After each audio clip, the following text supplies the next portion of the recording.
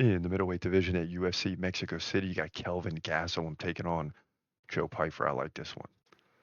Highly interesting and intriguing fight here. Gastelum looking for his 20th professional win. He's 19-9. Pyfer 13-3. So both guys used to win. And Pyfer heavy favorite here though.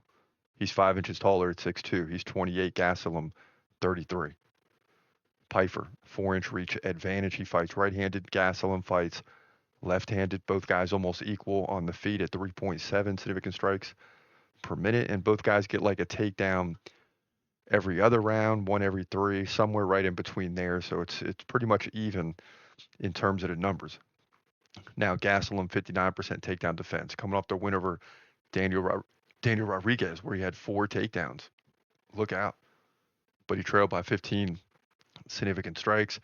Lost to Tom Brady by Kimura submission. Okay, beat Chris Curtis by decision. So he's won 2 of the last 3, and only really losing to the big dogs, right? Like Sean Brady, Jared Cannonier, Robert Whitaker. I mean, he's only losing to the big dogs. He's beaten who he's supposed to beat. Pyfer somewhere in between there because he's got KO power, but only a 50% takedown defense.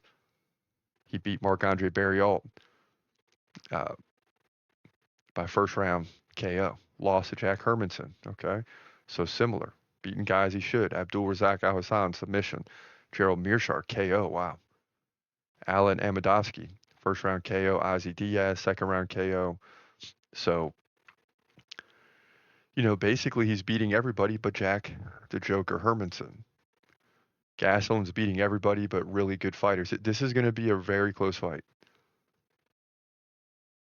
Much closer than you might think when you look at the odds, because Kelvin Gastelum is tough. He doesn't go down easy for the most part, and very capable of winning this fight.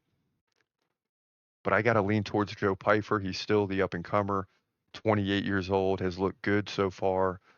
Yeah, he lost against Jack Hermanson, but when you're in your mid to early 20s, you should lose that fight, and it should gain you a lot of experience. And I think that's what's going to happen. Now, Kelvin Gastelum's not old either. He's 33.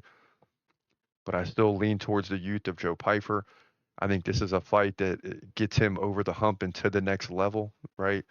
There's levels to this game. You beat Gastelum, you're on a different level. You're not necessarily at that highest level yet, but you're just below that. And this is a big opportunity for Pyfer, and he's got to pull through here. I think he gets the win, but it goes a distance, and he wins by decision, and he leads on the feet. But you got to be careful of those takedowns. That's what I'm really worried about with Gastelum. If he can defend the takedowns, he's got to defend the takedowns, and that's not a guarantee.